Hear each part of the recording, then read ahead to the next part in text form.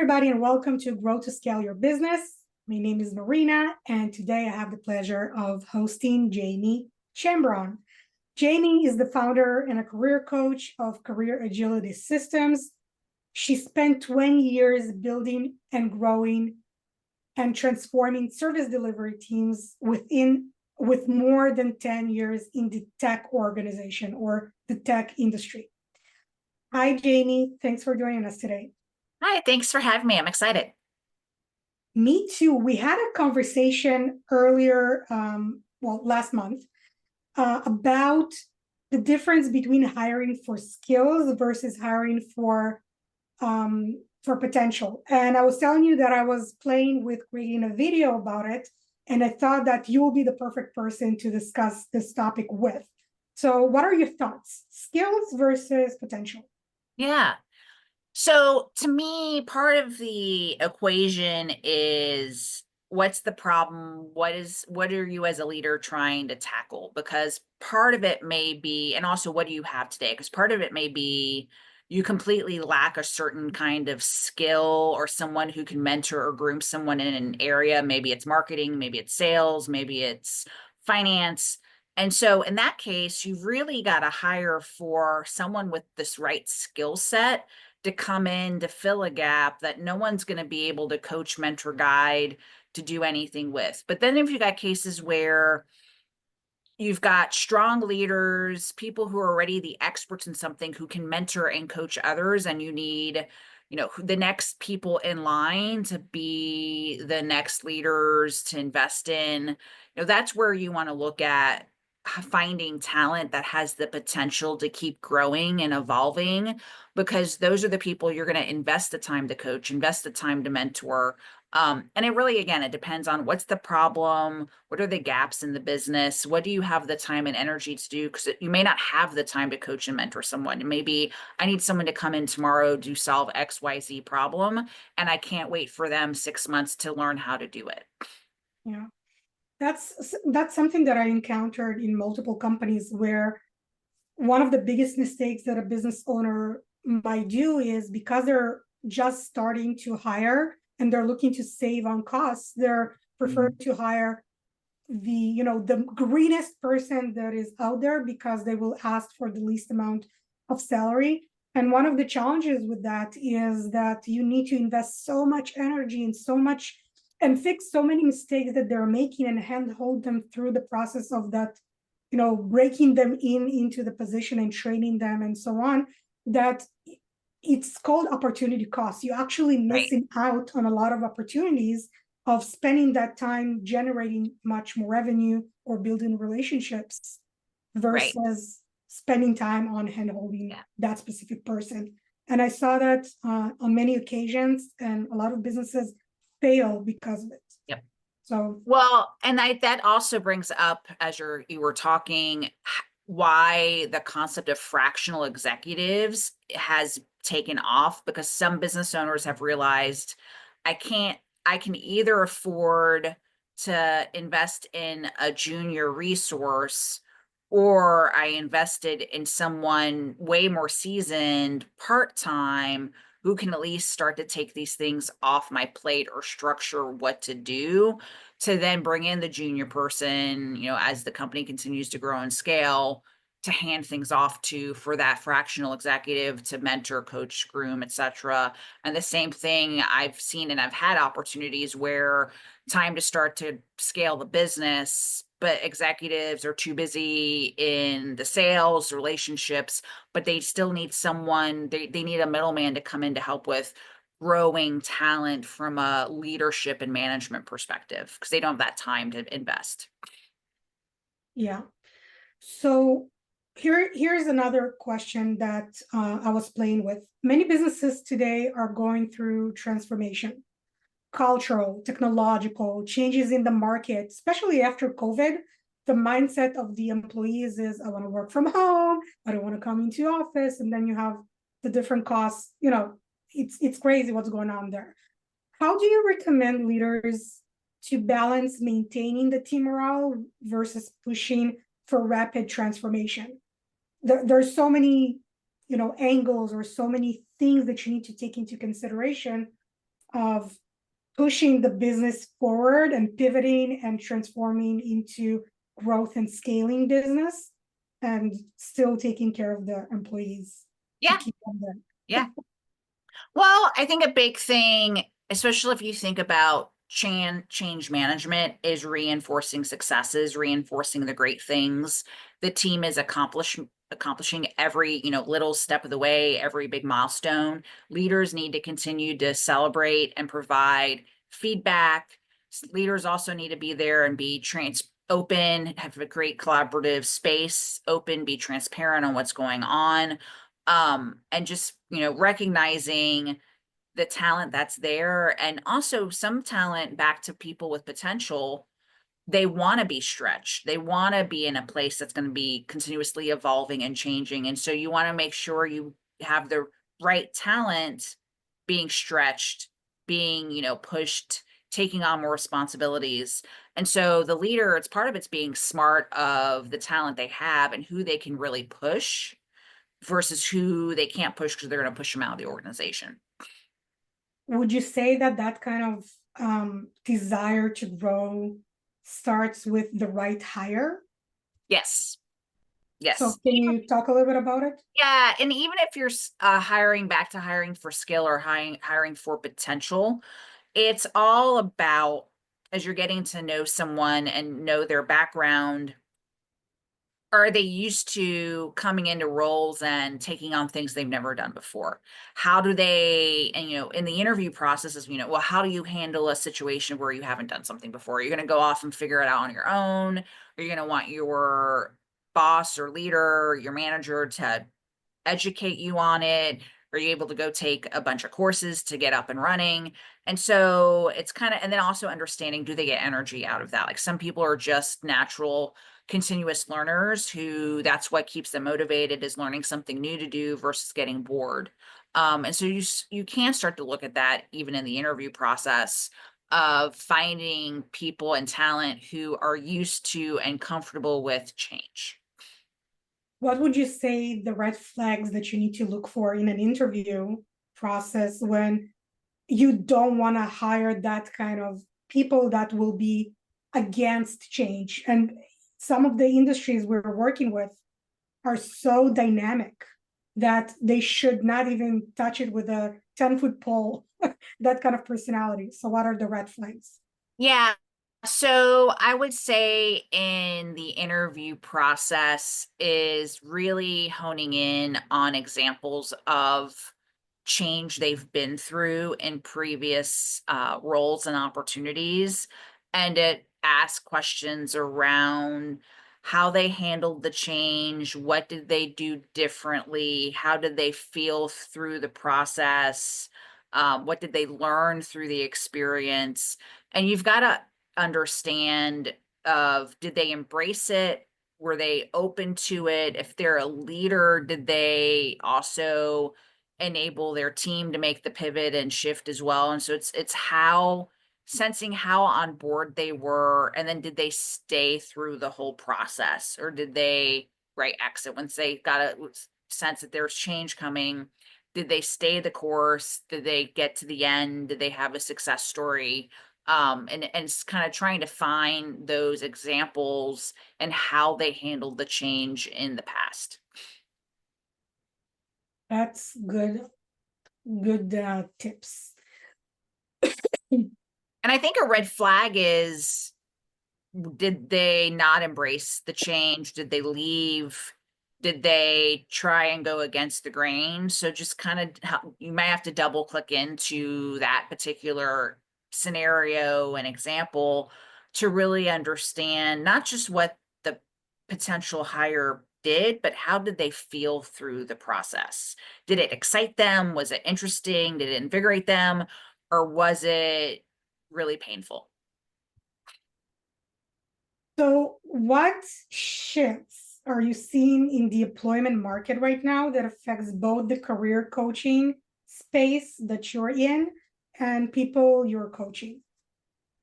Yeah, so there's still a lot of M&A, mergers and acquisitions, companies buying other companies, or private equity buying businesses and trying to figure out how to put the pieces together. And that's always going to end up reflecting on you're getting to the next place of growth, right? If you're a small company coming together with other small companies, well, now you're a medium company. And so you're going to have to put in place structure, processes, systems. And so what I see more and more of is that need of how do I shift from I was able to go do my job. I didn't really need to do performance reviews or get feedback to, oh, now we're quarterly providing input on our staff. And now I've got to send in status reports. And now I've got, I have to open up more of what I've been doing so that people understand that, and are we aligned to where the business is going. So I think a lot of it is these smaller businesses, and especially if they're going through M&A activity, having to get on board with process and structure and coaching both leaders and individuals on how to put structure in place and how to follow processes, which means in a lot of these companies too, all of a sudden individual contributors are now being promoted into managers. But it's back to that, no one has the time to mentor and coach them. So that's the opportunity for me as I come in to coach new leaders, first-time leaders on how do you assess talent? How do you provide feedback? How do you stay aligned to your team? So like one of the things a lot of first-time leaders don't understand is their team is not their direct reports, their team is their peers. So getting people comfortable with the mental shifts they have to make of their role now, and then what are the different skills they really need to develop. Communication's huge, right? Because they're no longer just communicating about that themselves. It's about the team, it's about the peers. Relationship building becomes big because it's about how you work with your peers to and support the business, support their boss, etc. So I just think it's a lot more as the usual as businesses evolve, but it's going faster, right? I think the expectation now is we must change even quicker than we have before, so we can go from 1 million to 5 million to 10 million, not in a few years, but in a year and a half. And that means a lot more systems, processes, tools, doing things you don't need to do, and focusing on the most important things to help with building and growing the business. One of the biggest challenges that I found in M&A, in the merger and acquisitions, if you're not familiar with the term M&A, is when you take two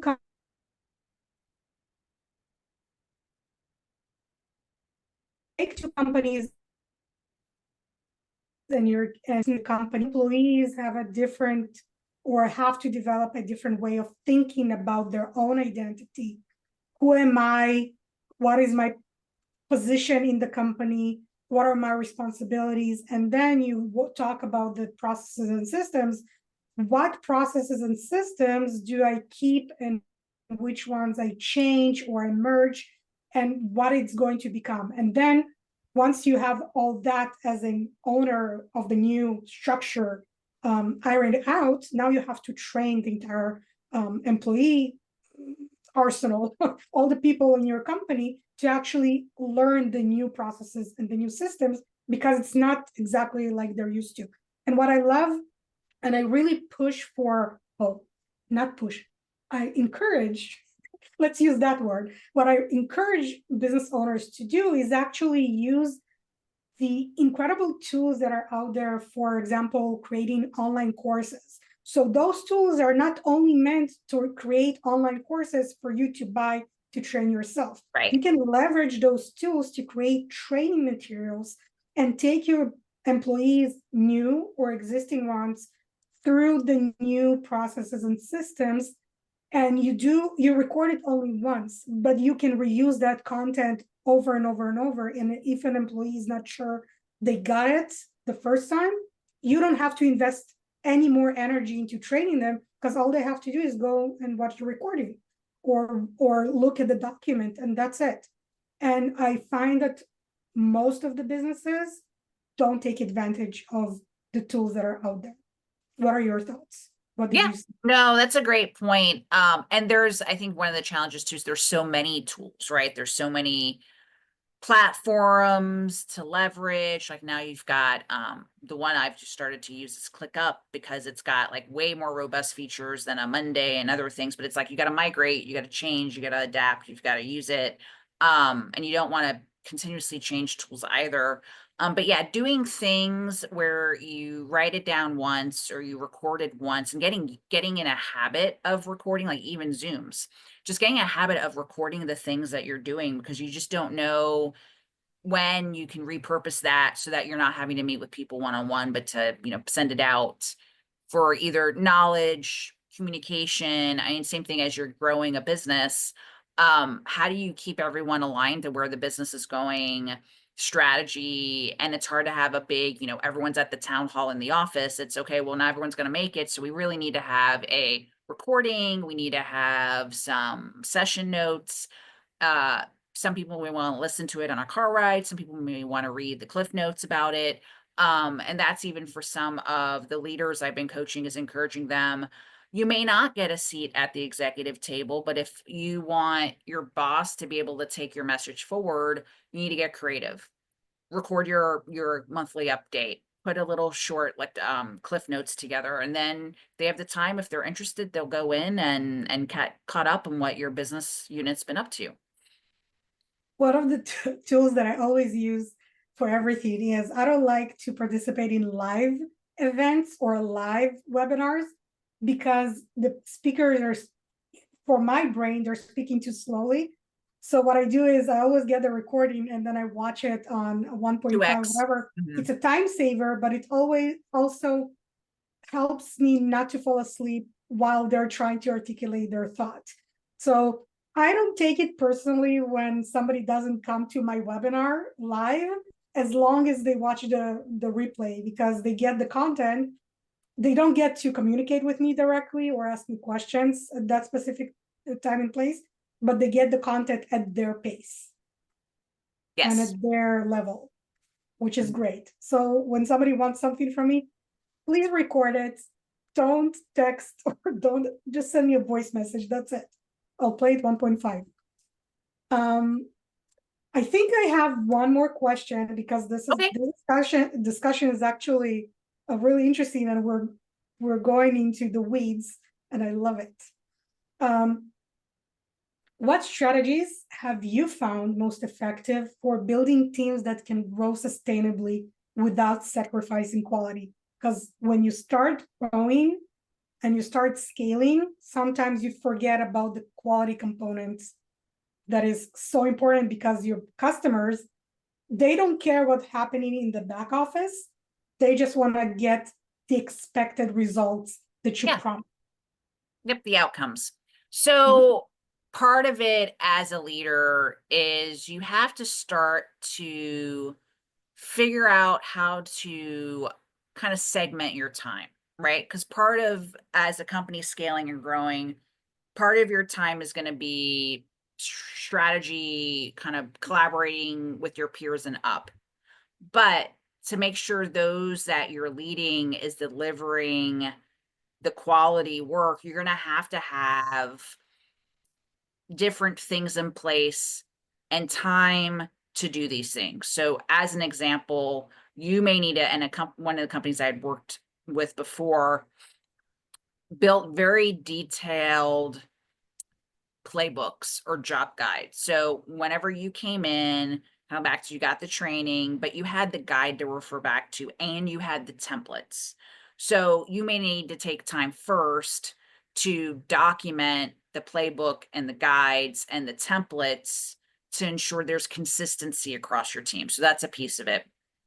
Second, you need to still spend time with those delivering those end results, those end products. And then you may need to review some of the deliverables before they go out, because part of what this step is feedback. So you've got to have a way to review the end deliverables, the end outcomes, to provide feedback. Maybe it's a stage gate in the product development process. Maybe it's a Q&A before a deliverable is given out to a client. maybe it's riding along, say, your sales team and sitting in on sales conversations again, so that you're there listening more, so that you can provide feedback on driving consistency and quality in what your team is delivering, be it internal financial reports to external client deliveries. You still need that time to coach and mentor and guide your team, and then to update templates, update tools, updates processes for when you find opportunities to make improvements. That's such a good point. And when you mentioned Monday.com and ClickUp, it immediately sparked a memory in me of a business that was scaling into US from a small market. So they were using Monday.com, which I love Monday.com. They're great project management software. I have nothing against them. I actually recommend it to some customers for the right, when the fit is right for them. But my point is, so as a business in a small industry that didn't have a lot of customers, and they didn't have a lot of requirements for managing those customers and managing sales process and everything else, they used Monday.com for everything. But when I came in and we started planning for expansion into US, and we started looking at, okay, now you're not a small location, you're going to expand into 50 states. How can you give me reports from your existing software, which I didn't know at the time it was Monday.com? Can you tell me which industries do you work with? Who are the customers? What products they bought? What did you upsell? What did you cross-sell? How much did they spend with you? And so on. They were not able to provide me that information. And one of the reasons is because, and that's all connected directly to the quality, to the QA and to the quality of delivery.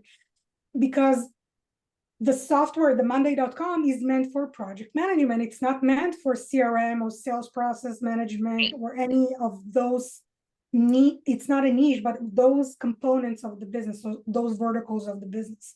So when we were looking at expanding into US, we started talking about real CRM. Like, how are we going to upgrade your systems and your processes to give your employees the tools to succeed? One of the biggest challenges is retention of talent. That is, you spend so much time on hiring them, on training them. What is the cost of losing that talent? And I love imagining it as somebody comes to you and tells you, hey, Jaime, I worked here for 5 years or 10 years, I want a raise. Or I worked here for a year, I want a raise. And the owner is trying to hackle or trying to, like, well, why do you want a raise? Why do you think you deserve a raise? And so on. And the question is, okay, ignore for a second the fact that they're asking for money and you need to pay them more. Let's say you will pay them that amount that they're asking for, or you're gonna give them a 5% raise, 10% raise. If you would have chosen to say no, and you would have chosen to not give them that raise, how much actual money are you going to lose by getting them, like, they're gonna leave, you're gonna look for a period of time for a new employee, so you're wasting that time, these months, on finding somebody, then you're wasting a few more months on training them, so that's lost revenue. Yep. And it's lost wages because you're still paying them for their training period. Would that have money that you lost could have been the salary increase, like math-wise? If not more, you would have probably saved money in the end. Yes. So that's a fantastic topic. What are your thoughts about it? I don't want to like do another hour, but let's try to. Well, so the one thing that's top of mind for someone who's just starting to scale their business, and especially looking at hiring for potential. So back to what we started the conversation on, you've got to have a roadmap for talent, i.e., when someone comes in as junior analyst, what does it take? And you don't need to have all the details, but are you going to have a way for them to go from junior to associate to senior to manager and have that already thought through as you're envisioning your organization going from say 1 to 10 million? What does your org structure look like? Because someone coming in today, especially with all the change and people pivoting and going to different companies, a lot of, I would say, no matter where you are in your career, you don't want to get stagnant and you don't want to get stuck. I think most professionals want to be able to move up or get to the next level. May not be managing people, just become more senior within a 2 to 3 year max time frame. So are you prepared to, in some ways even have that as part of your hiring process, to go over the roadmap, to go over what's possible as the organization grows and scales? Especially if you're in a hyper growth company, you're going to need to have people that can take on more things, but to give them that roadmap early on in the conversation. Yeah, it's so interesting that you're saying it, and you have over 10 years in the tech industry, building teams and growing them. When I built my own teams in the high tech industry, and I had employees coming in, early on, I would ask them, well, where do you see yourself in 3 or 5 years? And then they would say, well, I want to be a developer, or well, I want to go into that team later. So I would start, like, yes, they will start working, but within a year or a year and a half, I would start building them up toward that position. So I would get the training for them. I would get them to sit and shadow those teams that they want to work with, to actually figure out, well, it was a nice thought, but do you actually want it? And it Absolutely. happened to me too, because when I started working, just started my career, I wasn't a manager yet, and I was studying BSc in computers, like bachelor's in computers.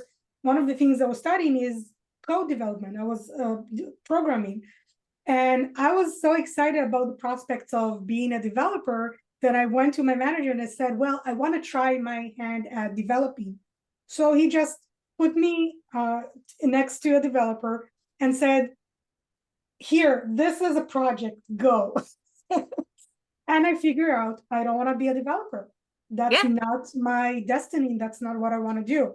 And today I'm grateful for that opportunity, because I didn't waste time on looking for a job of a developer. That's number one.